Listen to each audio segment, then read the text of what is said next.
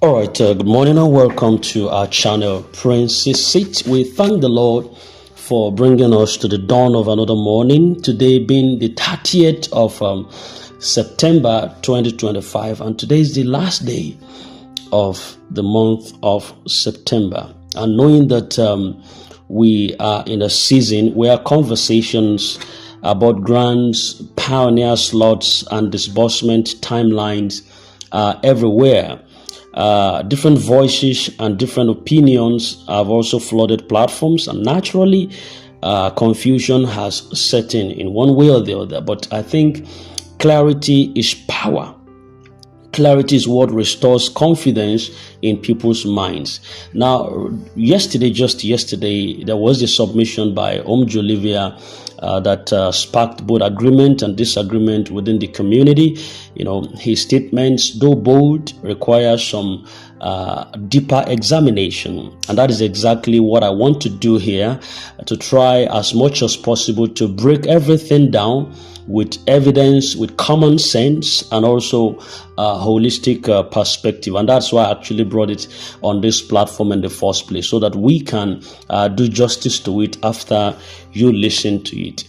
I'm going to address each of his points in order, giving both responses and also practical reasonings that shed more light on what we all need to understand about the grants, the pioneer, and what October still holds for each and every one of us. All right, this is Prince's Seat. Don't go anywhere. I'll be with you shortly and in a moment.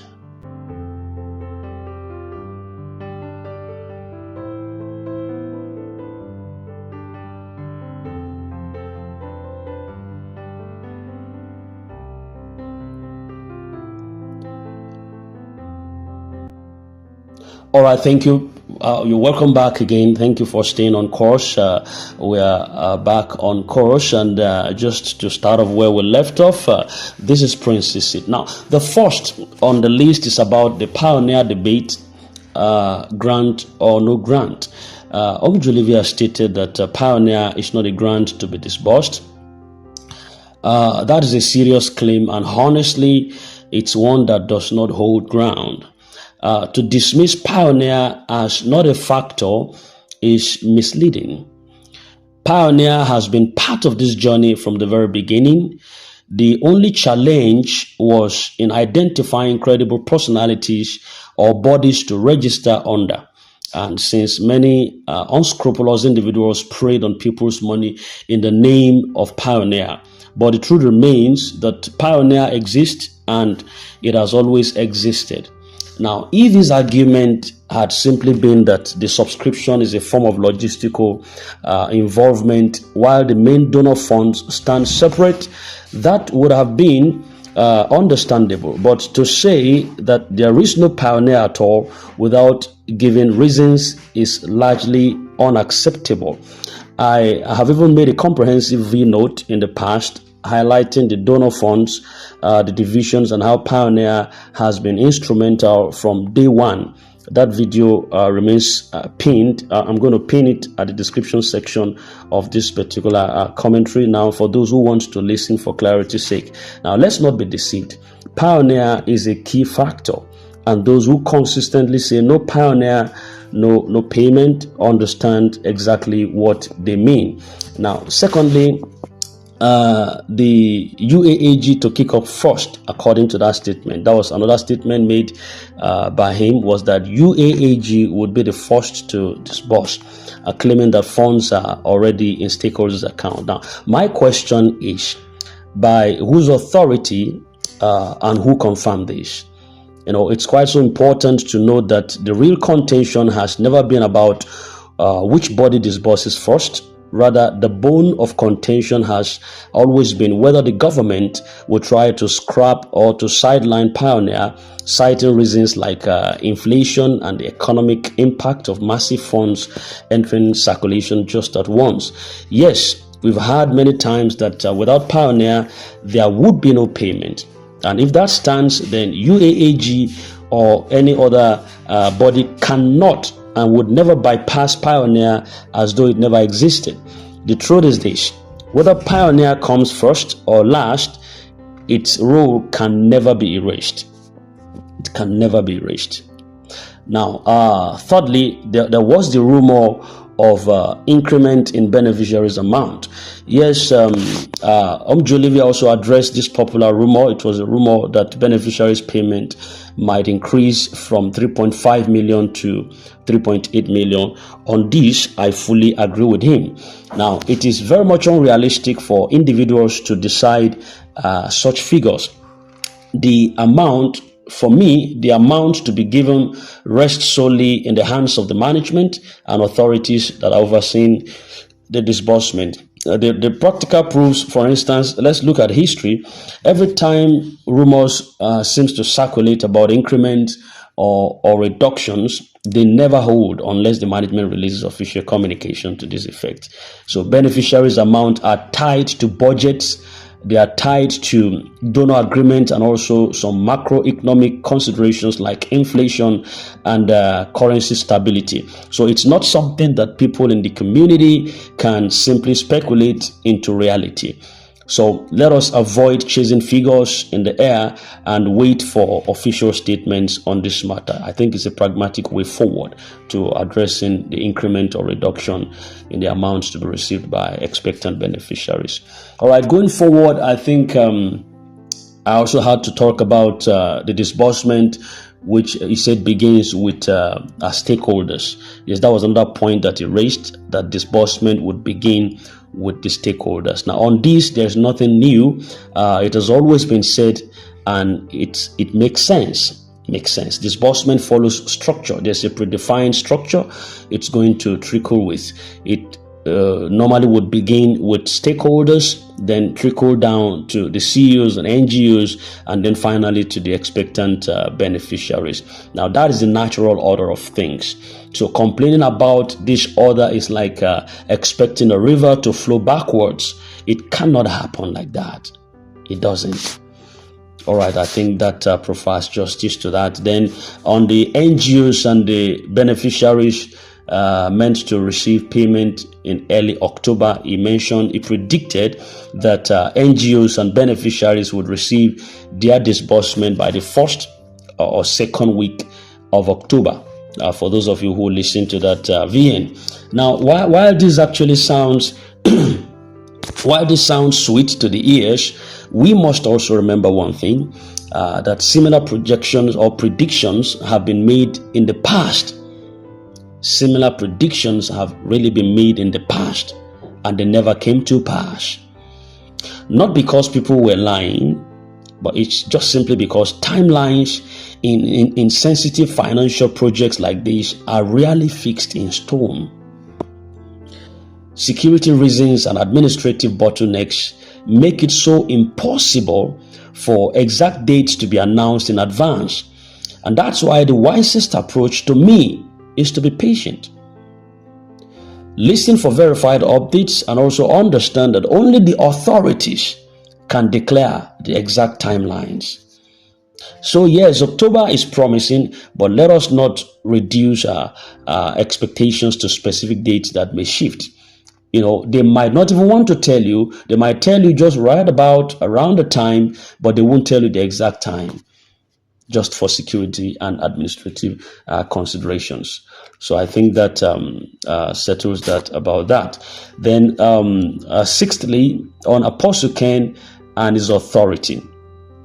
Olivia also suggested that Apostle Ken is not the main authority when it comes to broadcast, claiming that other grant handlers hold that role. Now, that is partly true and partly misleading. Now, Apostle Ken is indeed an authority, specifically for the Sanctuary Wealth Multipurpose Foundation. Now, the mandate for this grant comes through him, for us to know that, and he has a voice that matters. It is true that he may not be fully in control of the pioneer wing, since those funds do not fall under his direct jurisdiction. However, to dismiss his relevance entirely would be wrong and so misleading to the people. He remains a voice of authority, especially when it comes to broadcast and updates that is tied to his foundation. So I think that should take care of that. Then the final reflections on leadership and NGOs.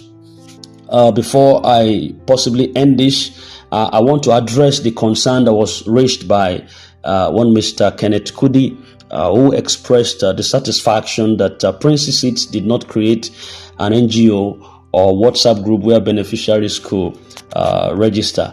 After appreciating us and appreciating what we do, and he said, with all of our involvement to feed people, relentlessly and effortlessly, he would really appreciate if I'd actually own an NGO where people also can register and be part of this scheme, due to honesty's sake.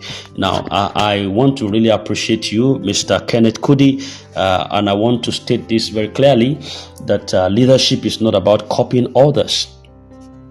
Yes, in the past, I've created such groups. In the past, not even tying to UAAG right now. I've created such groups in the past, but in this season, I did not feel led to open one. Leadership for me is always about divine direction, not competition. And that does not mean I'm disconnected. No, it doesn't mean that. My email has always been open for anyone who wants to contact me directly, and I respond to mails as promptly as possible. The mission and vision remains alive, and I believe in the vision and the mission of this organization. That's why I'm projecting it right on my platform. But my method is actually guided by what I believe to be right leadership.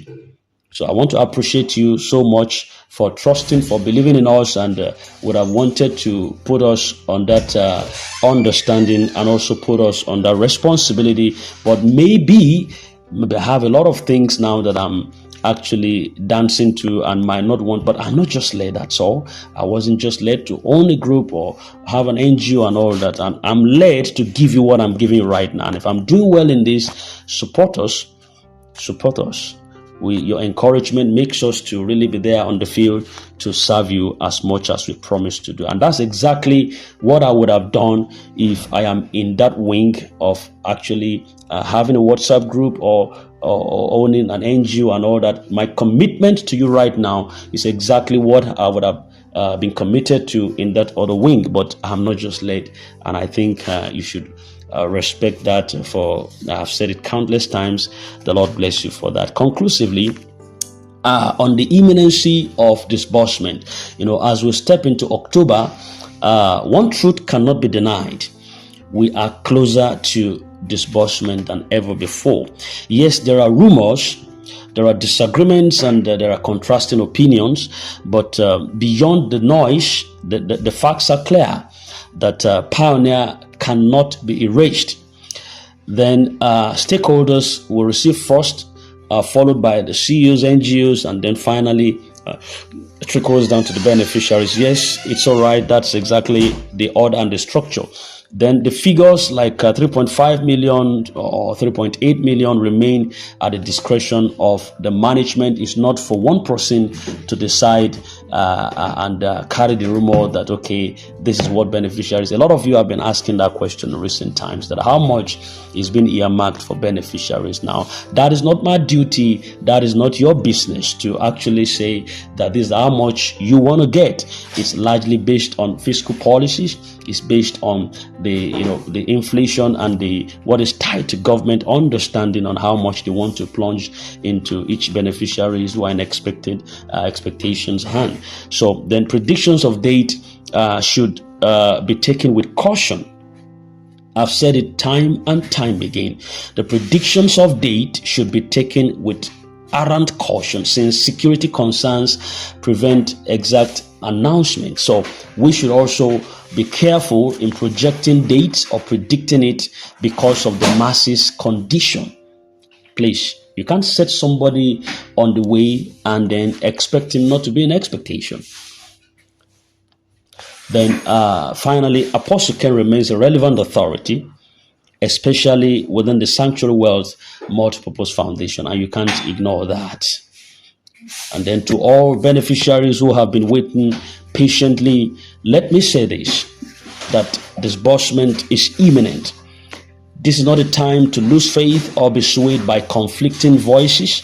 Instead, stay alert, stay prayerful, and also stay prepared, committed to the course. In the coming days, more revelations will unfold as October progresses. Clarity will replace confusion, and what has long been expected would finally come to pass.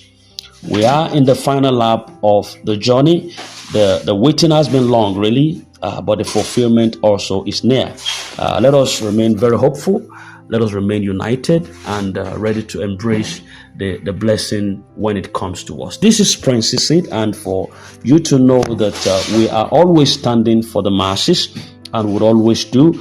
Don't forget to be part of us in these great expositions as much as possible. We try to put the masses in the right perspective, to put discretion in what we do, and also to make sure that our expectation does not hit a wall.